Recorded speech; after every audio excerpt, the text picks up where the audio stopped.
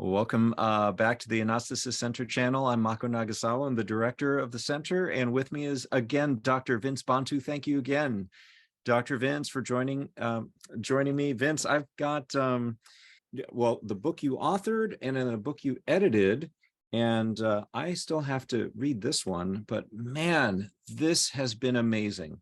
Multitude of all peoples, and I want to say that to folks on the channel who may be watching this video, the first chapter here is called The Roots of Western Christian Identity Politics, and you go back to Constantine and the kind of the absorption, maybe the subversion of Christian faith to various degrees over time by the Roman Empire, and then especially Charlemagne. Really interesting. And then you get into the first Christians of Africa, the early church in the Middle East, and the beginnings of missions along the Silk Road, and kind of the formation of Christian consciousness and in Africa, the Middle East, and Asia. Man, really outstanding. Thank you for your work on that. Oh man, no, praise God. It's a privilege. What was it like putting this together? Yeah, it was, it was like it was really I don't know, like therapeutic for me, just to be able to be empowered to put together some of my interests that often don't go together, especially conversations around missions, and contextualization and yes, decolonial theology and things like that, and then conversations on early Near Eastern Christianity and people, texts on like Coptic, Ethiopian, and Syriac, like those fields of scholarship don't really interact with each other. And right. I kind of embody both. So it was really cool to, be able to, just kind of bring them all together. And it was cool. So again, Dr. Vince Bantu is the founder and director of the Meachum School of Haymanot, and which is an online seminary education and a setting for Black scholars and Black students. And he is also assistant professor of church history at Fuller Seminary. So we have been in the final stages of our theology of Marvel's Black Panther. The first 4 sessions were really focused on Black Panther 1. Maybe we'll have more to say about this, about Wakanda Forever. And man, I hope we have more to say about some of the other things that Ryan Coogler has coming down the line. Topics that I wanted to cover, and Vince, maybe you have some more, are colonialism, Namor, and Talokan. Number 2 is, so kind of let's talk about Talokan and the portrayal of like an indigenous experience of being colonized by the Spanish, and what happens when you throw in superpowers like to that experience. That was amazing. Number 2, Shuri's character development. I felt like was kind of like T'Challa's, a lot that it reminded me of T'Challa's arc, but there was more. And number 3, grief, ritual, belief, and healing. That was such a big theme. And I know we're getting a little bit more about like the original script that would have played out if Chadwick Boseman had not passed away, and that's thought-provoking too, but it's very much along the same lines and the same themes as this. And then there was a great article called "Sabotaging a Black Utopia" that I just wanted to acknowledge that's a good article. It was thought-provoking for me, and I'd love to talk about it with you. So here we go. Let's dive in. Colonialism, Namor, and Talokan. I was stunned by Talokan. I was impressed by how beautiful it was. I was glad it wasn't like the flashy colors of the Aquaman, civilization. I enjoyed that movie too, but I felt like the colors, light and darkness, the artistry of Talokan here gave it more gravity and seriousness, and it, especially because it was anchored in an actual civilization, right? Like the actual ancient Mayan culture and symbols. I really appreciated the game that people were playing underwater, where you try to hit a ball through a hoop with your hip, But I was like, that is outstanding that they preserved some of the details. But it was sad. We only got some glimpses of Spanish colonization of the Americas and the Mayan culture, and it was just vicious and brutal.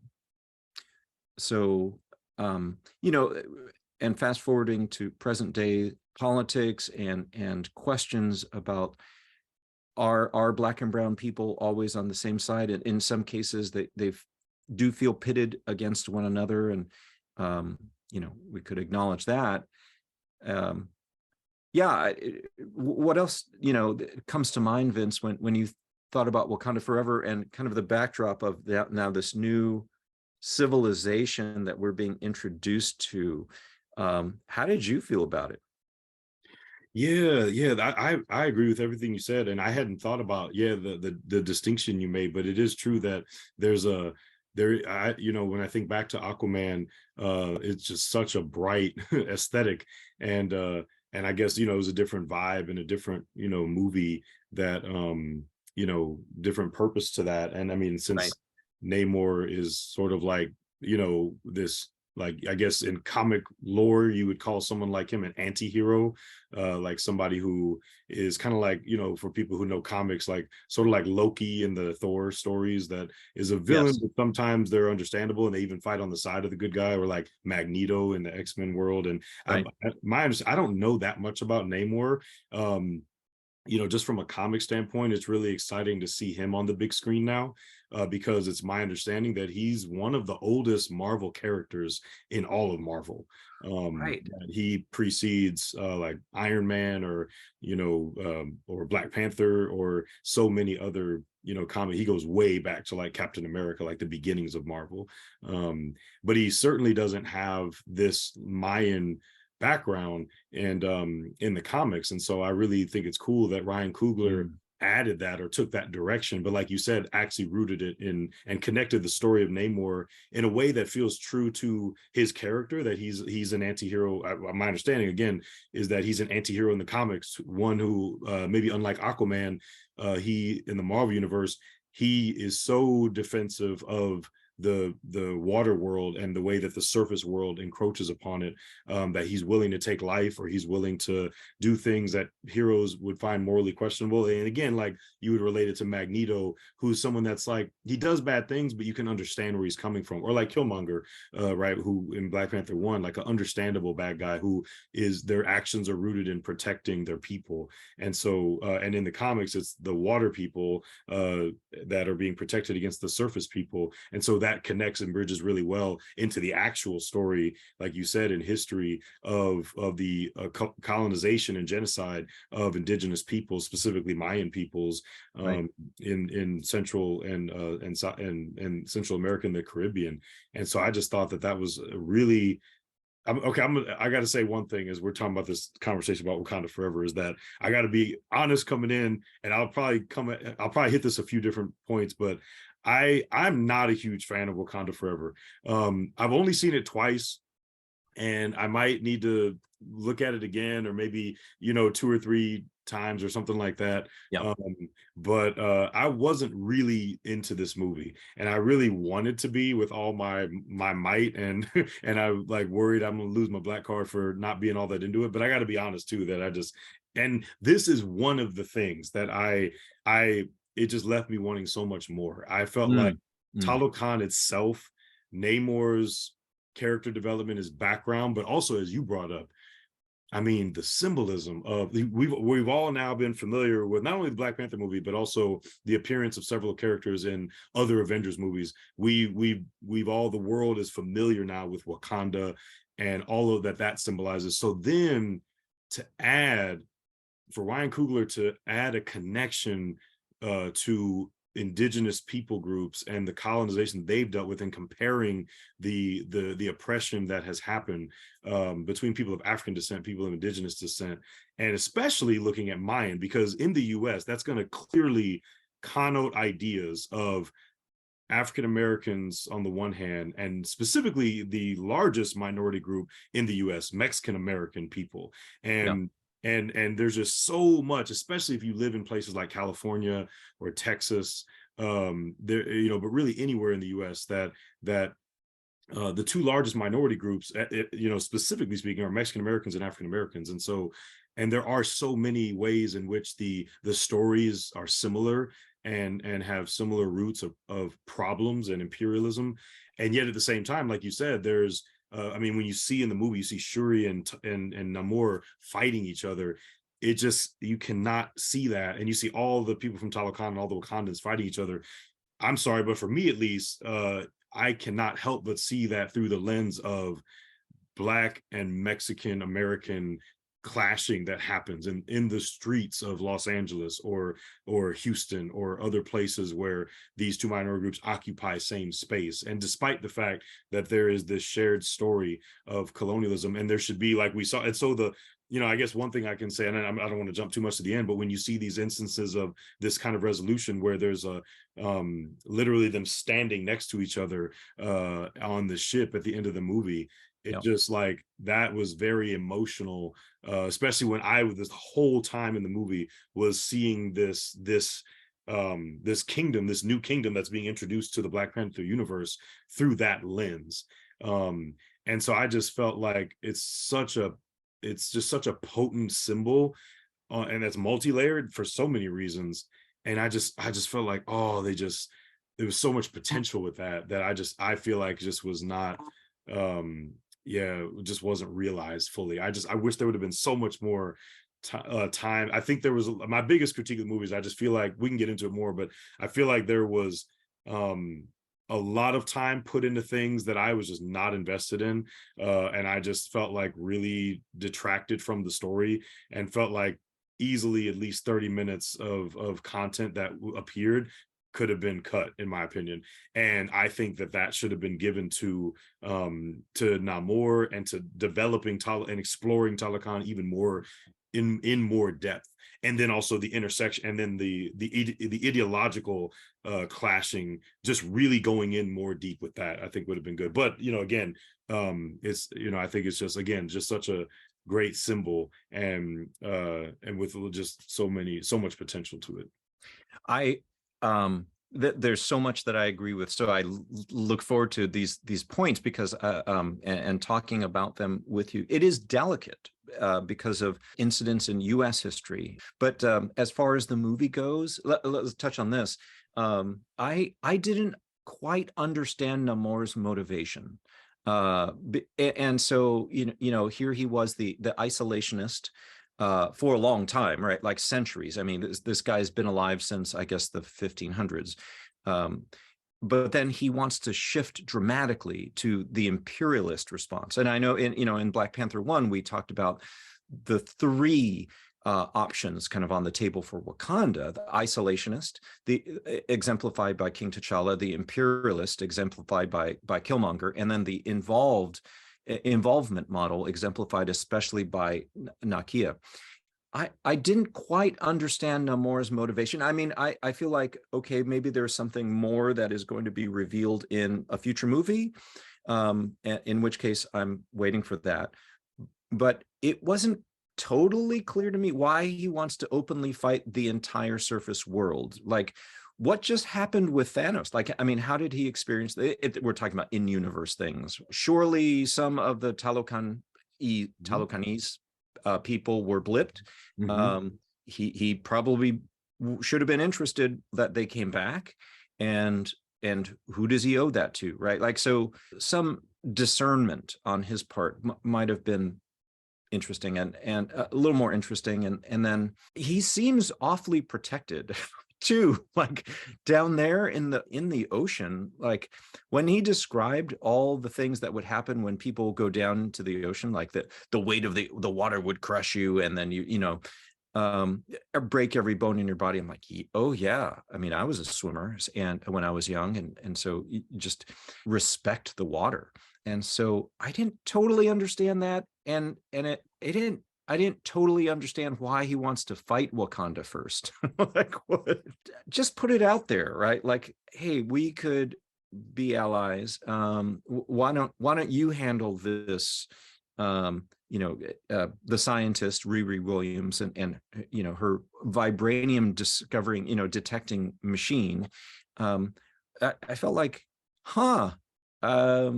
they seem pretty safe where they are, and then to shift immediately to the imperialist response just felt like give me more. Like I could believe that from a character standpoint, but I'm not sure.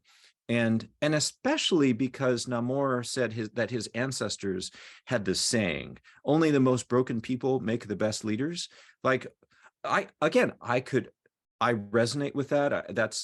That is, I think, one of the themes of the movie is like, what is good leadership? But I'm not sure where that came from. And why does Namor say that? Like, does he believe it? I think it characterized Shuri, but I don't know how Namor interacts with it. Yeah, that was my critique. I know we'll get into in just a little bit, like if Chadwick Boseman had not passed away, like what might this movie have been like? And I feel like, well, they had to kind of respond to that. And anything more to add? I mean, from the portrayal.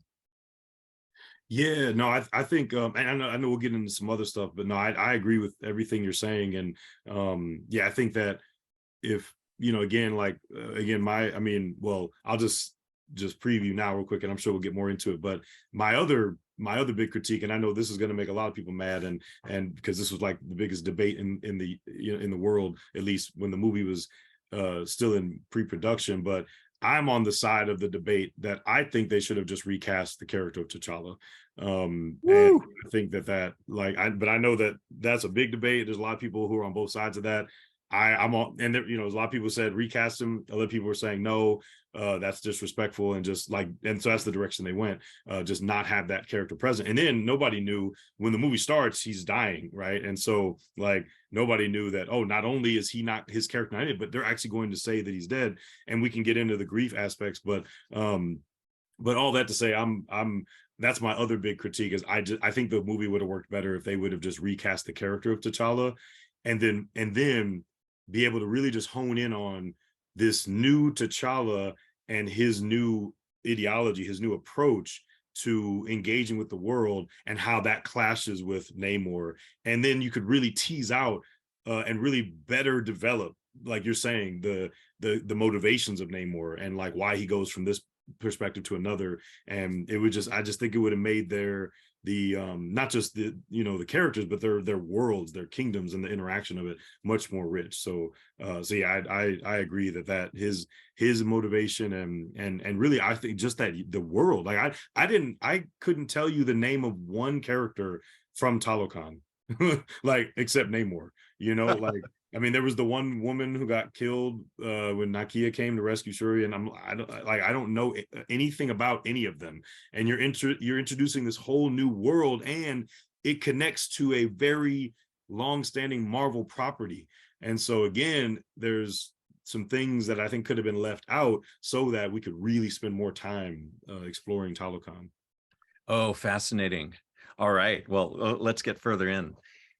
I mean, given that this is the movie we have, I mean, we kind of made a similar point about Killmonger, right? In Black Panther 1, I wish he was portrayed just a little differently. I understand why they made the choices that they did, but accepting the movie as is, yeah, let's kind of dissect it.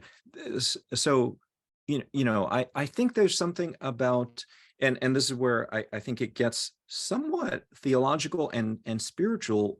It's what is the nature of leadership, and what is good leadership? And so Shuri's arc and T'Challa's arc are very similar.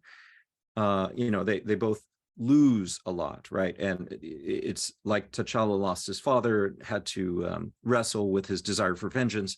Shuri also lost her brother, and then lost her mother, and wrestles with the desire for vengeance. But Shuri comes from it from the standpoint of already kind of being a sarcastic character, and who's kind of flippant and like flipped off her a brother before, like she's playful. She was definitely the younger sibling, right? Like the little sister, brilliant and everything, but uh, clearly into her technology and not as reverent, right? Like T'Challa had such reverence for not just his parents and his family, but the institutions of Wakanda. Shuri was hilarious, but given that they wanted her to be queen, at least for the moment, and Black Panther, and to become a credible leader, they had to take her a long, long way, right? Like she had to go through stuff. So that's where I feel like there's a little bit of tension. And so I appreciated her as a broken leader at the end. And I think it led me to reflect on, why do we desire broken or at least empathetic leaders? And again, thinking about that one line from Namor that seems to exemplify Shuri, what is the role of leaders? Why do we expect these things? Because from a historical point of view, it's not that we always did. And I thought about both in Judaism and then Jesus as bringing Judaism to a climax, that there's some important lessons. This particular quote is from Thomas Leclerc. He writes a commentary on the prophets and says, among Israel's neighbors, kings had a sacral or even a divine status, putting them above accountability, which means that in many Near Eastern, Middle Eastern cultures, there was a sense that the king was God. But in Israel, there's a very real sense that the king was human. And because of that humanity, there's both a fragility, but also and vulnerability, but also a very real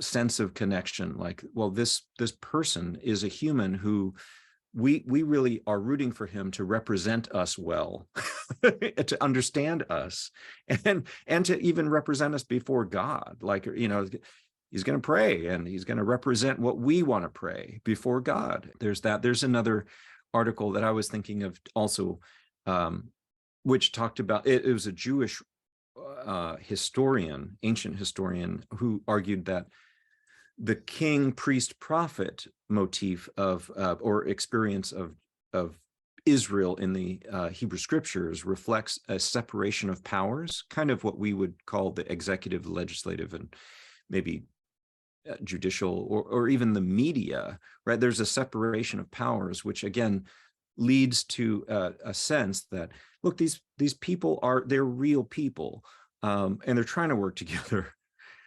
And we need to pray for them as well, because there's some vulnerability there. But that's a good thing to recognize and to expect from a leader, because it moves us to hope for an empathetic leader, a very human leader, human in the best possible way. And Jesus brings that to a climax, because he's the final king, the prophet and priest, and so he, especially as king, reflects what it means to be perfectly human, and even to say that is what it means to be perfectly God. That's outstanding, right? So his emotions, as when he weeps by the tomb of Lazarus, it takes on such depth. I mean, I came out of a Buddhist background where the tendency was to depict Buddha as eyes closed, arms folded, as if to say, I'm not affected because I don't see it. I mean, when I came to Jesus and started to get to know him, the fact that he wept by the tomb of Lazarus and was angry as well, like showed he came to show how deeply affected he is by the things that affect us. And if I wound up writing a poem as a non-Christian about the suffering of Jesus, because I felt like somehow he gets me, even though I don't get him. And he knows loss and grief. Isaiah 53 talks about that. He empathized. Hebrews 4 talks about that. Like and he was even affectionate. And Paul, when he writes Philippians in 1:8, he says, I long for you with all the affections of Christ Jesus. Like there's this memory of Jesus being an affectionate guy. And so when Paul feels affection towards the Philippians, he says, that comes from Jesus. I'm just really struck by that. Like where else do we get this idea that human leaders really are one of us? That we want them to exemplify the best of us, including the empathy part. If it means that they have to suffer or be broken in some way, and there's a variety of meanings of what that could be, but where else does that come from? So I definitely feel like, at least from what I know, Judaism, and especially Jesus, uh, put a stamp on leadership, and that this is a spiritual and theological issue. That was one thing that I was pondering as I, watched Wakanda Forever, and we'll get more into, especially Queen Ramonda, in the next section. But let me pause here. Like, any thoughts that you have about this, Vince? Yeah, no, I think those are great points, and I love the intersection with the suffering servant motif, and in Judaism, and then how that's picked up in the New Testament. And again, I'm just gonna I don't mean to be like Debbie Downer, but I'm just gonna keep coming back to, like, oh man, like for me, Wakanda Forever just is like so much potential, but just for me unrealized, Mm.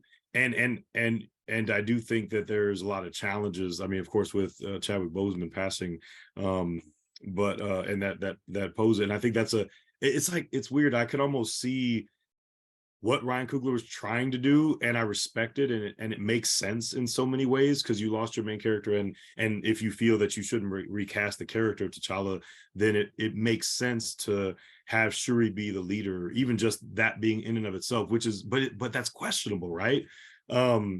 I think that another thing that has to be again, um when we think about the source material to the movies, it makes sense the direction he went with, like, Shuri as this healing broken leader, and Namor sets it up with that quote, like you said, but then it just doesn't work cinematically, because, as you pointed out, Shuri is like, she's the side character, like she's the comic relief in the first movie. Yep.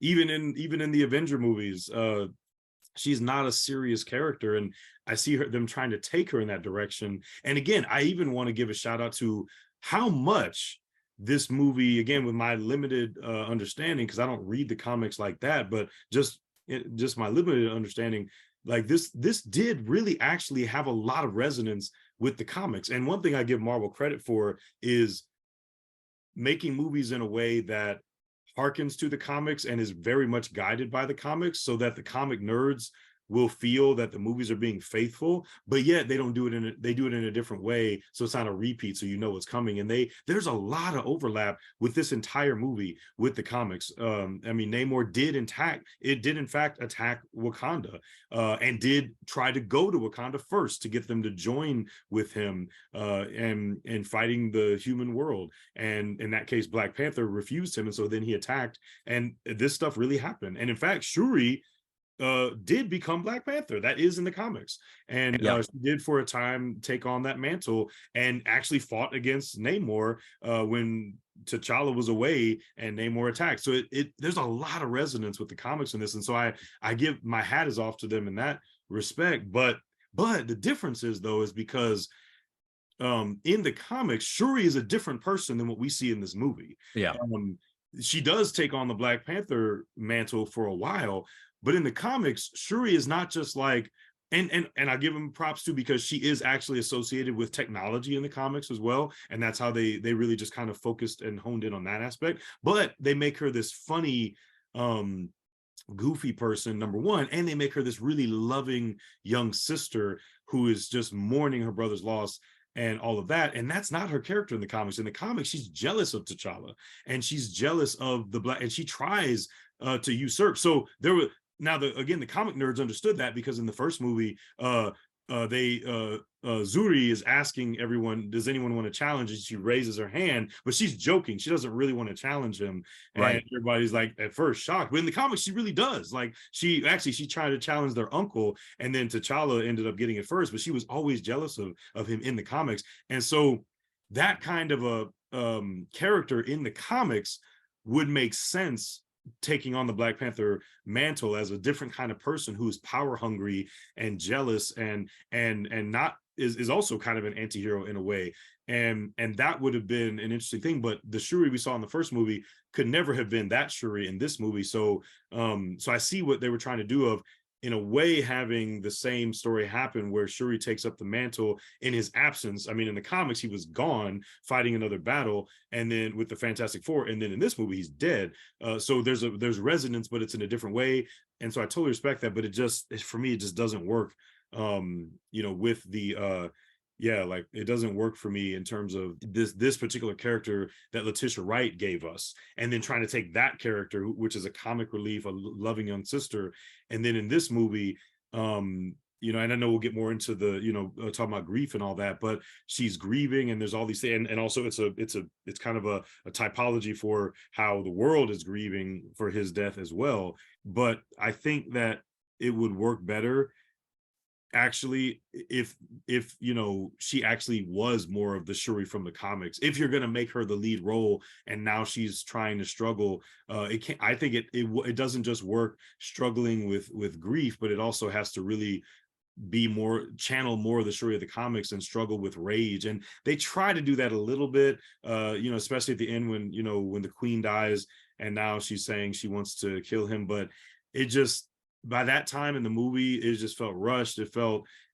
just didn't feel like we were able to even explore her descent right into rage that would be compelling. And I mean, I think that they definitely were trying to evoke a broken Messiah, or like kind of broken hero motif that we even see in scripture. But and I saw a lot of potential there, even in ways that resonate with the comic, but I just really would have wanted more.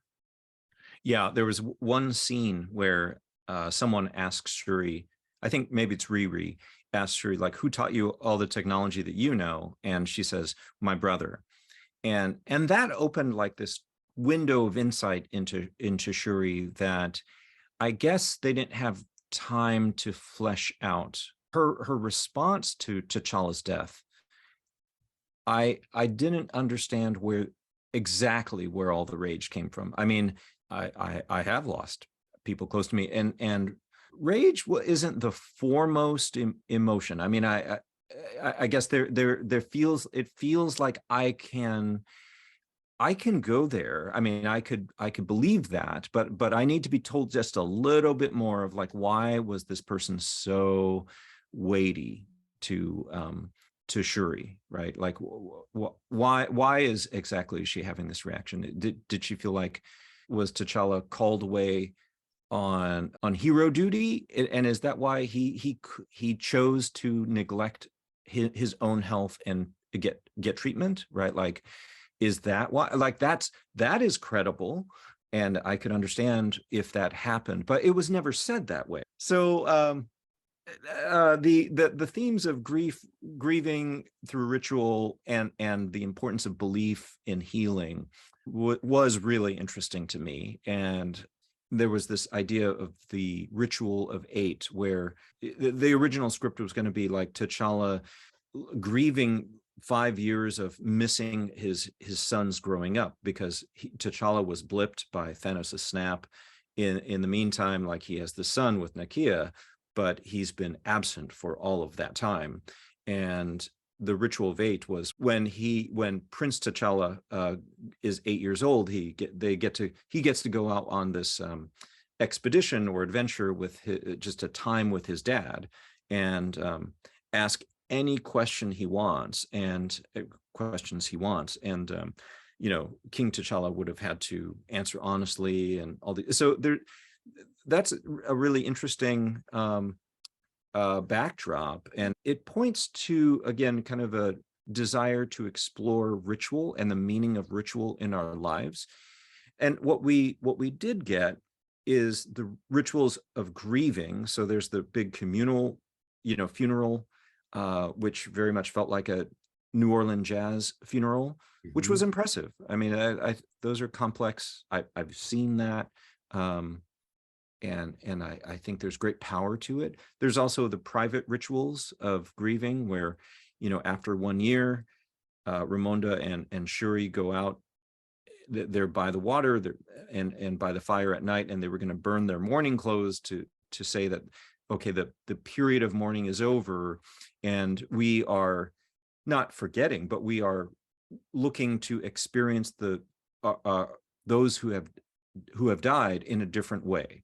I thought this is really interesting because obviously Christian faith, but most traditions and most cultures have rituals that mark transitions, whether it be funerals or weddings or births or important events, and it's ways for communities to come together and for people to emote. The important ritual I thought we got was the ancestor ritual, where Shuri drinks the potion of, after she's able to synthetically manufacture the heart-shaped herb, and then go to the realm of the ancestors and have that vision. Now, here, like, this is the picture of T'Challa the first time he does that, and it was stunningly beautiful. I thought the blue and purple in the wide open space where he goes and he can meet with his father in this ancestral plane. The wide openness is a big contrast with both Killmonger and Shuri, because in Black Panther 1, Killmonger goes back to where his dad was killed in the apartment in Oakland. And you see the colors out in the window, right? But then somehow he's not out there. He is not free to roam, I suppose. And then Shuri also is kind of stuck in the throne room scene where she sees the colors outside the window, but all of the dialogue and things happen in this contained space. And there's a sense that this bitterness leads to stuckness, like you're kind of trapped in some moment where you can't get past it, but you want to, but there's like, you want to go outside. It looks better than in here, but somehow there's something holding and tethering you back. And I feel like that is a commentary on what bitterness does, and especially in the life of a leader, where then you have a lot of people and resources at your disposal, and your decisions as leader are going to possibly trap them. When M'Baku says, if we kill Namor, it might lead to eternal war, because they regard him as like a god. And so how are we going to do this exactly? I did appreciate the themes of grieving, ritual, belief, and healing along those lines, and thought there's some pretty good spiritual significance here. Any thoughts, Vince, on this? When it comes to the grief and the ways in which this movie, I think, was really, in a lot of ways, did a great job of helping to give voice to the actual grief that people had about Chadwick Boseman's passing, and just I think that that part was really well done as a method of processing grief. It did really do a good job of, I mean, like you said, the funeral scene. I also felt, this is a real life critique, actually, because I know they find a way of explaining it away, that the funeral, the beautiful, well shot funeral, was private, but I'm just going to say I felt some type of way about the fact that there was not, like, I think Disney should have made, and Marvel should have made the decision to have, like, all of the Avengers make a cameo and just not say anything, but just be in the background watching that, because I think that would have showed a lot of respect to Chadwick Boseman and the role he played. I mean, when Iron Man died, everybody is there, including Shuri and T'Challa and Okoye. Right. But all the Avengers didn't come out for his funeral, and so I felt some type of way about that. I feel like they should have had them there, but I know they found a way to explain that away by saying, "Oh, it was private for Wakandans." But I'm not sure if, like, Disney really wanted to put in the work of getting all those actors to really show out. And I think that would have been I still think that would have been a powerful way of really honoring Chadwick Boseman. That would have been a great tribute. Yeah, in my opinion. But yeah, I mean, I just think that this movie did a great job helping people process their actual grief. So it works well as like a as like a healing exercise, but again, just not so much as a story because of the things we already said. So not being able to really track well or follow Shuri's character arc in a way that really is compelling made a lot of the a lot of these different things not as just not as compelling. But again, I mean, so many little things I appreciate. I appreciate, like you mentioned, the New Orleans and the Caribbean aspects to things. I loved that. I mean, it's another note. I mean, there's a real powerful scene at the end where they do the montage for Chadwick Boseman. She's weeping and finally letting herself lament and mourn her brother, and then she finds out about her nephew, and even just the fact that Nakia was in Haiti. I like that. Not only we're expanding the world into Talokan, but we're also expanding the Pan-African imagination. That in the first movie there was a strong kind of continental African American dynamic going on, and even some of the and Killmonger I think represented a lot of the issues there. But I liked that they were, I don't think in any really, again, so it's just unrealized potential for me, but I don't think in any really meaningful way. But even just the fact that they put Haiti into the story, it was, I think that's a beginning of trying to help triangulate a little bit the Pan-African experience, not only between the US and Africa, but also the Caribbean, which is a major part of the African descended world. And then even the little nod at the end with the son that nobody knew about, that T'Challa and Nakia had, and even naming him Toussaint, and like maybe white audiences didn't know, because Shuri just says, "Oh, that's a powerful name," and maybe they didn't know who it was. But even that, not only naming the son after the Haitian liberator, in the history of Haiti. And even what that means for Nakia as a Wakandan, to give him that name, and what that represents for her embracing Haiti as part of the global Black community. And we already know that she has this passion for people, and especially Black people outside of Wakanda. Oh, and, right.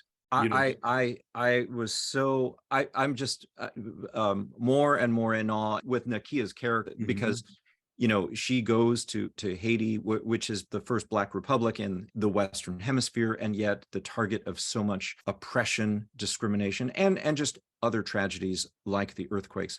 So the fact that she's the one to go there, and that it represents a link of Wakandan concern, is just, it is amazing to me. It is. And another thing, I don't know if I'm reading too much into this, but again, just when I saw her there in the first scene, and then at the end you find out she has a son and they named him Toussaint. Toussaint Louverture actually died before the Haitian Revolution had finally fully was victorious. And so he, the main leader of the revolution, died before his work was actually done. And then it was his lieutenant, Jean-Jacques Dessalines, who actually led the Haitians to full victory in 1804, but Toussaint Louverture had already died in 1803.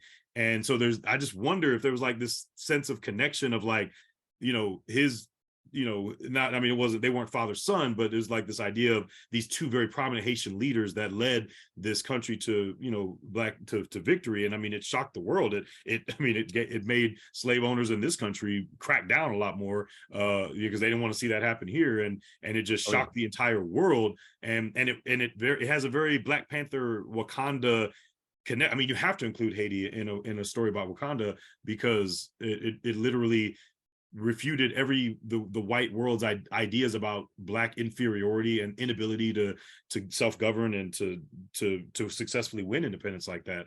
And but anyway, just the idea that it was actually the main leader died and then left the finished work to his his mentee, and so I just wonder if there's a sense in which Toussaint, the prince, would actually if there's a sense of he will finish his predecessor's unfinished work. And I don't know, but I just it made me think of that. But again, like, I just thought of that with the grief thing, but not to get off topic. But I agree with what you're saying. Yeah, that'd be amazing as part of the legacy, but in reverse almost. Because like now you have a Toussaint who's going to finish the work of his father, his predecessor, and maybe he'll become one of the Young Avengers. I don't know, but yeah, that would be really cool. I'm looking forward to how that storyline develops. So, friends, we had to interrupt the recording, and so we're resuming. So, Vince, you had just gotten done talking about how Toussaint Louverture handed off the Haitian Revolution to a protege, and whether Ryan Coogler in the next Black Panther movie, whenever that comes out, is going to explore that, which I think would be really fascinating. The section on grief, ritual, belief, and healing, I feel like is just to wrap that up, because I think your point is so powerful in this context, which is that Shuri gets to see, her nephew, and she was going through this whole character arc of learning how to grieve and accepting the rituals and accepting some of the traditional beliefs of Wakanda, because she was such a scientist and a kind of a pragmatist that she almost had no time for some of this other stuff, right? Like she was like, Mom, that was just the wind. But when she's at the fire, burning her grieving clothes, her mourning clothes, she starts to hear a melody, which the chords are actually the same chords that she heard back in that played when she and Queen Ramonda were originally grieving at night. And then that winds up being the same chords of the song, right? Lift Me Up. And that was powerful. She sees, I don't know if this is true, but I think they were playing with the idea that, she's seeing a vision of T'Challa. Now, I think for us as the viewers, we're treated to this montage of like clips from Black Panther 1 where T'Challa and especially Shuri are interacting. And so I thought that was really powerful. But I felt like this was a really great way to kind of finish with Shuri's character arc in this movie. Do you have any other thoughts about how that played out? Yeah. I mean, I agree. I think that, that ending did bring a really good, like, kind of parenthetical into her arc that, that's a really great point. I didn't even notice that about the music though, but she starts off kind of trying to avoid grief by trying to like the movie opens with her frantically trying to save his life. Right. And then she finds that didn't work. And then she's kind of struggling with this anger and rage throughout the movie, and Yeah. that plays off of Namor and his rage and his approach. And then when she loses her mother, then she gives into that for a while, but then finally at the end allows herself to grieve and to mourn. And so I think that in that way, it's really doing, I think, the audience a service. I think we mentioned this in part 1, is how it's hard to divorce the plot and themes of this movie from the situation that's happening in real life, where the Right. world prematurely lost Black Panther, Chadwick Boseman, and was grieving that loss. And again, I think that the movie, as I empathize with the attempt, and I think that what they were trying to do was allow, like you said, allow Shuri to, in a sense, be the audience, the grieving audience that is dealing with shock and disbelief and trying to figure out if there's a way to avoid this, and then just processing and finally allowing oneself to grieve. That in that way, it's like a cathartic healing exercise through her as the character. And so, Absolutely. yeah, so I think that that's really helpful as a like almost like as a grieving exercise for the world, and for especially in the in the Black community and just people in general. Felt like it was, while not as cinematically or narratively engaging as a story, that I thought it was a really thoughtful way of even providing a context for grief even through the movie, if that kind of makes sense. It absolutely does make sense. And and as we go to the next section, I want to come back to that, like the timing of Black Panther and Wakanda Forever, right? At least these two movies that are happening at the same time. The struggle to grieve white supremacy, the struggle to grieve police brutality is also has to be held in tension with the role of joy and celebration and hope. And so these two things are that is a really difficult balance. And let's look at this, because I think the last section here that I'd love to talk about with you is is this a good example of sacrificial love, or is it sabotaging a Black utopia? And there was an article that I mentioned before where it is thoughtful, and I could provide a link to it down below in the the YouTube comments in the notes. But it was a critique of Wakanda Forever, saying that this is Marvel normalizing Black suffering. And I read that and I was struck by it. I mean, I think that I have a difference of opinion, but if Marvel continues to like destroy Wakanda, then I will say yes, yeah, that's a troubling pattern. Because I felt like Wakanda Forever was a testament to normalizing, or was a movement to normalize Black courage and heroism and leadership. And healthy grieving is a part of that, as much as I want to respect that author's perspective. But I felt like there were important in-universe explanations for like why Wakanda gets attacked that are credible as in-universe explanations. And then I also felt like there's Chadwick Boseman's death, and he represented so much. I was thinking about his performance as Thurgood Marshall in the movie Marshall, which impacted me. But there were in-universe explanations for why Wakanda gets attacked by Thanos, for example. And right, like, I mean, they're the most sophisticated nation in the world. And so, of course, you have to take vision there in, the last Avengers movie to see, can anything be done? And Shuri's the brilliant scientist who can help with that. And so, of course, then Thanos has to attack.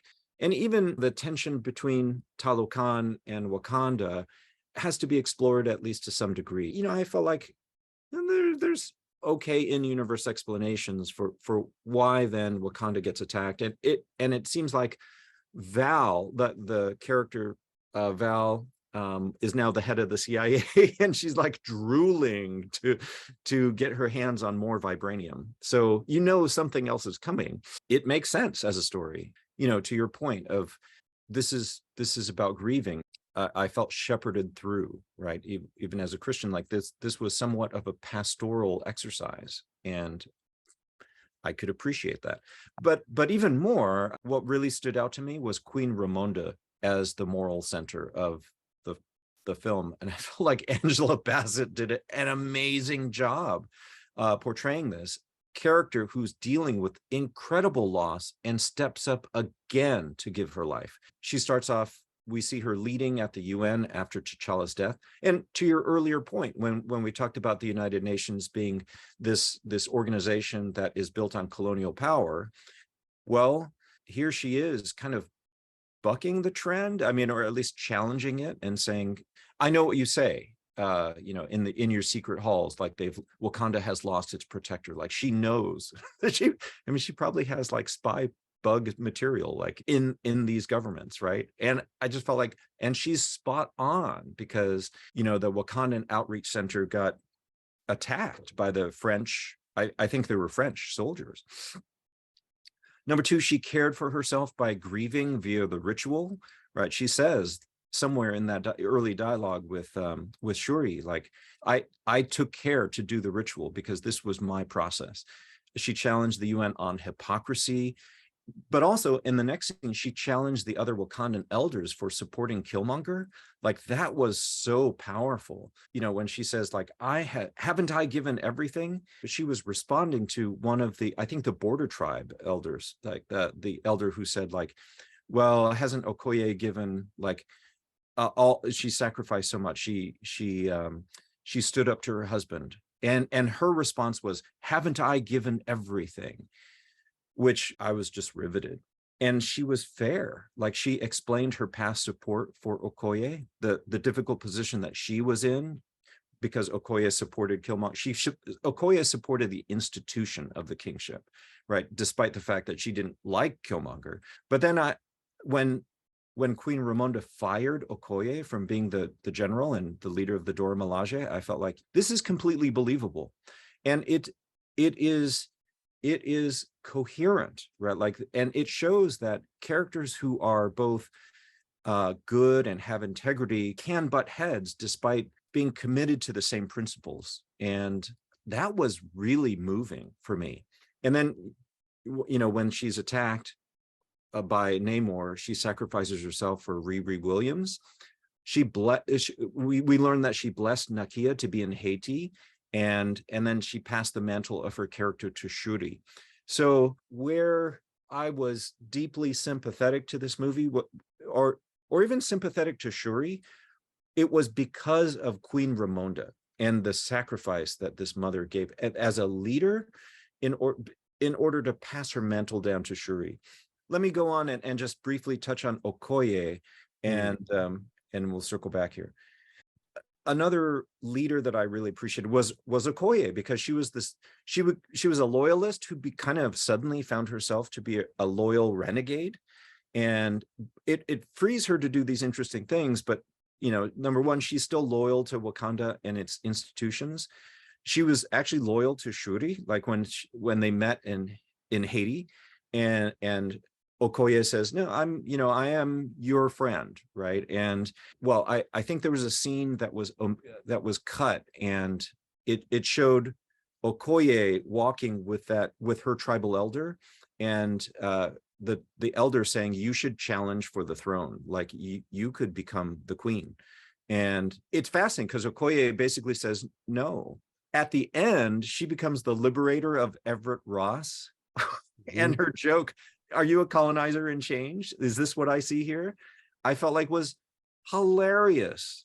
It sets her up for a really interesting story. And I feel like she's going to be somehow key to resisting the future US destabilization efforts of Wakanda, right? Like we know that's what Val is headed towards. Now, Everett Ross has to hide out in Wakanda because he can't go back to the US. He's a wanted man. And he's in Okoye's custody. So here she is as a loyal renegade. And again, I feel like this is incredible leadership. It's incredible character. And incidentally, I feel like this is, well, I don't know how you feel about this, Vince, but there were some critiques of, there were too many storylines that were meant to spring forth from Wakanda Forever. I felt like this was actually one of the things that I enjoyed the most about this movie, because Okoye's now character arc is set to be really interesting. Riri Williams actually has this strong connection to Wakanda and Shuri in particular, right? Because now she's like a sister to Shuri on the basis of Queen Ramonda's sacrifice. And I feel like there's certain things that Nakia could do in Haiti that's really interesting. And so the original kind of concern of T'Challa and Nakia of let's be involved in the world is actually like bare root. It's showing how Wakanda has been involved and desires to be involved, and that's not even talking about Talokan and Namor, and who knows what he's going to do next. But it's really interesting now. And so some of the things that I thought were really important, I'll read this the full stuff later, but question number 3 is, I think this movie prompts this question: do we expect people to feel solidarity by race alone? What about leadership? Like, what is the role of leadership and integrity and sacrificial love? That I think was a spiritual and theological question here that is put forward by the movie Wakanda Forever. The role of leadership is totally important. And I felt so compelled by Queen Ramonda that I wanted to say that, I have a concern about future Marvel movies about like Wakandan suffering. However, this particular movie didn't so much normalize, I don't think it so much normalized Black suffering as it normalized Black heroism and courage and mature leadership. And so I'm curious, what do you think, Vince? Like, does that make sense? Do you feel differently about that? Yeah, no, it does make sense, and I agree with you. Definitely. And I, in all fairness, I should read the the article, but if someone were to just ask me without probing more on my end, probing more deeply, does this movie normalize Black suffering? I wouldn't say that I feel it does at all. I think that, again, from a narrative standpoint, you have to, and that's why I give respect, and I think that there were, even though I keep saying that the movie wasn't compelling for me, at the same time I see a lot of things in place that need to be in place. Like, when you have a sequel, you have to do new things, you have to take things in new directions, and so it works better. I mean, even in the trailer, to see Wakanda being attacked, that now changes things, right? Any successful sequel, whether it's Terminator or The Godfather, The Dark Knight, you have to take things in a very new direction. You can't just do a repeat of the same thing. And so in the first movie, Wakanda is like this impenetrable kingdom that the only threat to it could be internal differences, which is what we see with Killmonger, but Right. there's zero threat from the outside world. And so if we continue in that vein, it's going to just be redundant. So it's, I think, really helpful to, and cinematically, narratively, a good thing to do, to now take it in a new direction and say, oh, maybe Wakanda isn't as impenetrable as we thought it was. And like I said, there was in part one, goodness, the fact that they took Namor, and instead of it being Atlantis, it's Talokan, like taking it into this Mayan indigenous context, and then having this again Black and Mexican tension going on. I just feel like there's so much, oh my goodness, there's so much untapped potential in that symbolism that I wish could have been plowed more deeply. And so I think that's I think that works. I mean, in the same way as, we don't want to see the beloved Angela Bassett, and spoiler alert for folks that haven't seen the movie, we don't want to see her pass away as she did in the movie. And but again, just from a narrative standpoint, sometimes you have to have characters die in order for there to be stakes. And this is where Marvel has been critiqued sometimes, where you have people who die and then they come back. But again, in any good franchise, you have to have characters, you have to have them die for the story to be interesting. But this is a Black movie, and so having one Black character die is not. You had one die in the first movie, Forrest Whitaker. Again, spoiler alert, but that's Right. but again, I mean, that just carries the story along. But it's not like, it's different when it's like a Jurassic Park type of situation where it's the only Black character in the movie, like a Forrest Gump situation where it's like the Right. only Black character in the movie is dying. It's like, this is normalizing Black suffering. Like, this Black character is only there to serve the interests of some white protagonist and then die. But I wouldn't put that critique on this movie at all. And I would push back, and again, with the caveat of understanding I haven't read the article fully, I would push back on that. In similar, I would see that critique as similar to critiques that in the Black community sometimes we will put on movies, that we will say, sometimes there'll be a critique that if you display Black people in the hood, or in an urban context, or in a context where there is a low socioeconomic kind of level, that portrays that all Black people are poor, or talk a certain way, or live in a certain situation. And so you can have this, a opposite extreme, which I think we saw a lot of, and I hope we're coming out of, but even in a lot of Black television shows and things like that, it's still the case. But especially you had in the 90s and late 80s and 90s, you started to have Black shows where you had families that were more economically mixed, because in the 70s it was a lot of just like Black people are poor. And so you had shows like Fresh Prince and the Cosby Show and Martin and Family Matters, where there was middle class families, but there was also more of a blend. But then, in my opinion, I think things started getting to the other extreme in the 2000s, where you started to have all of these Black shows where all of these Black people were just like ridiculously rich, and everyone lives in like luxury condos, and everyone is a CEO of something. And that's fine, because that is the reality of a lot of Black people. But it just started to get to the point where, and then you started to have movies in that time frame also, where again, every character in the movie was well off, and realistic for any race or group of people, that everybody is wealthy. And so I think that there can be this overcorrection where Black people are depicted in white media as suffering all the time. And so there can be this overcorrection where we don't want to depict it at all. And as you said, Right.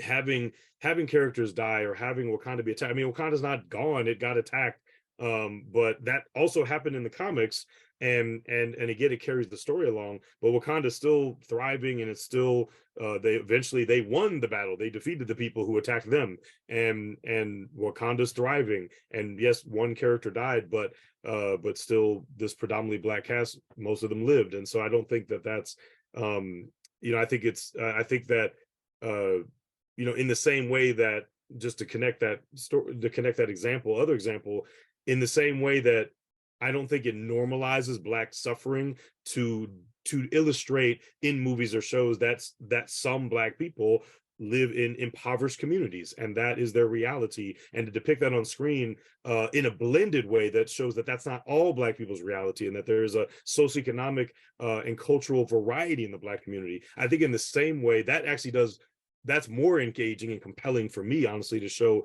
the full variety. That, of course, not to tokenize or stereotype or ghettoize or box the Black experience into this one thing, but to show the variety, the full variety of it. I think in the same way, this movie is doing the same thing, and as you said, is showing, and it shows the need for leadership and courage and bravery when you have stakes, that people can die and our home can be attacked and happen, that it actually shows the courage of it, and it shows the fullness and the nuance of the human experience. And I think that if there was no suffering, if there was no stakes or no negative things happening, then it would be unrealistic as a story.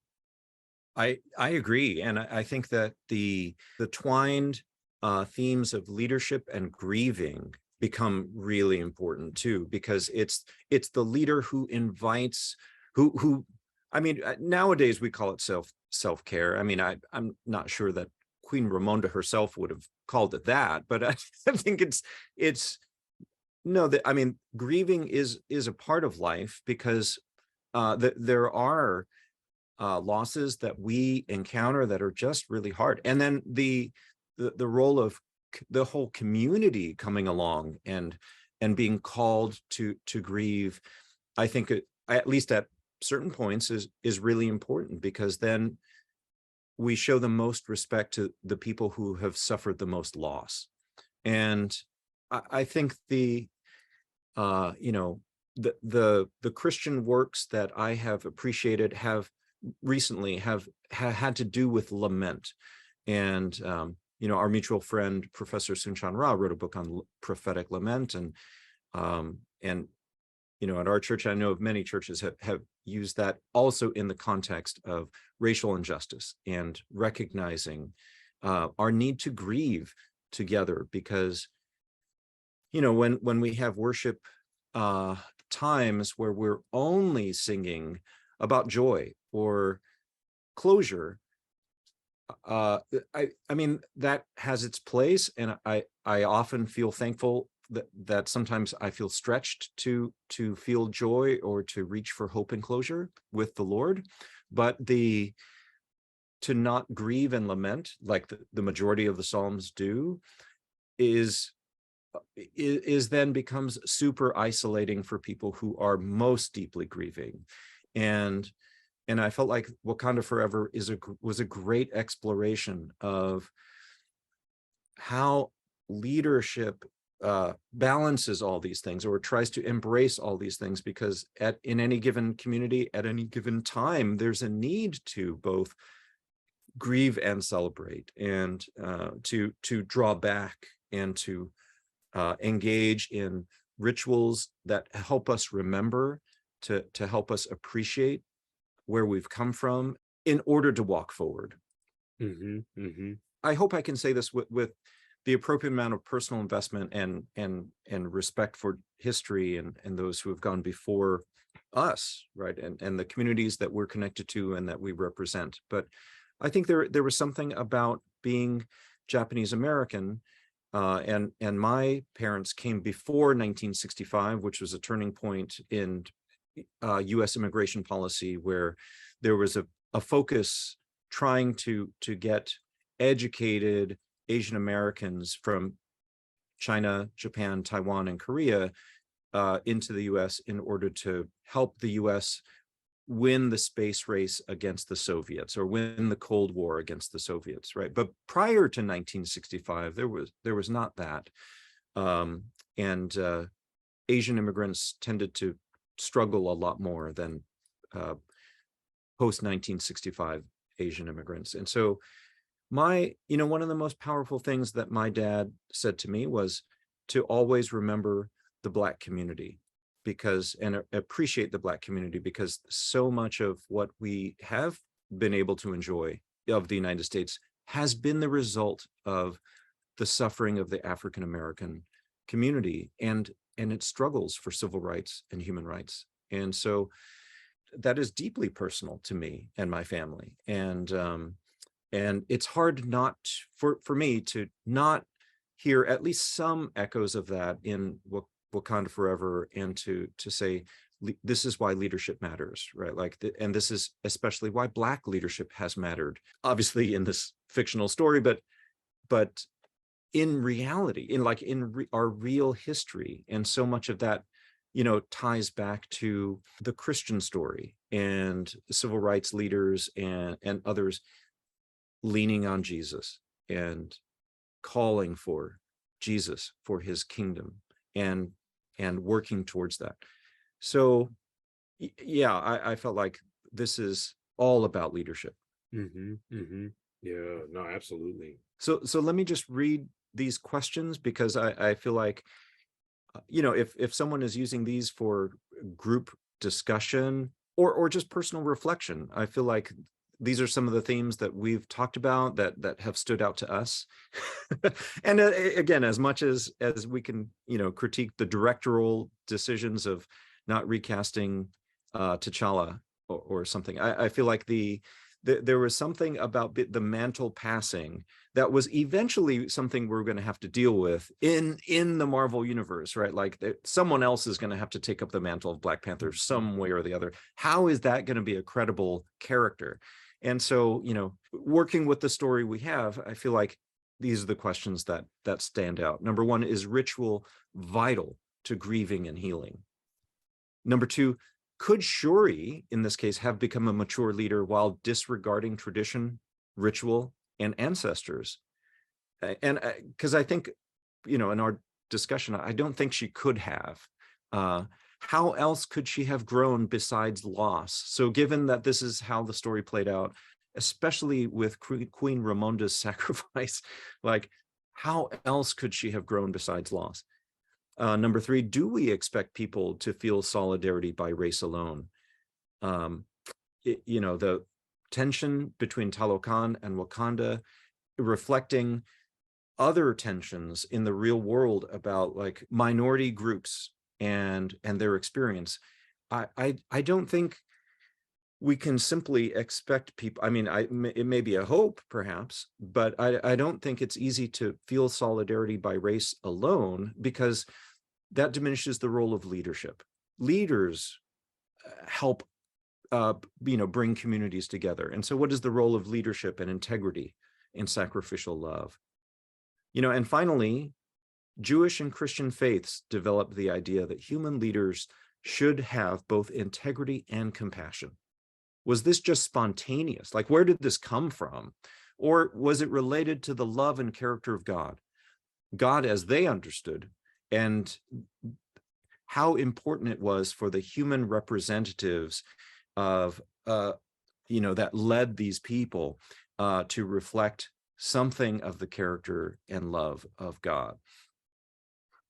Well, Vince, I want to thank you again and for being with me over the series on Black Panther. And for folks watching, I hope that you check out Dr. Vince Bantu's work.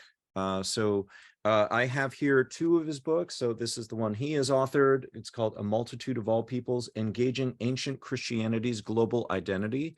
You've gotten a taste of all the things that Vince has studied and really invested into himself, and his scholarship is a real gift. And then this book, Gospel Haymanot, there's a collection of essays, and I know you contributed one, and I was actually reading it today and really enjoying it. So friends, I hope that you take the encouragement to check out Vince Bantu's work. So he is at Fuller and also at the Meachum School. So really check out meachumschool.org to find more of his stuff. So again, thanks for tuning in to our Theology of Marvel's Black Panther. See you in the next video.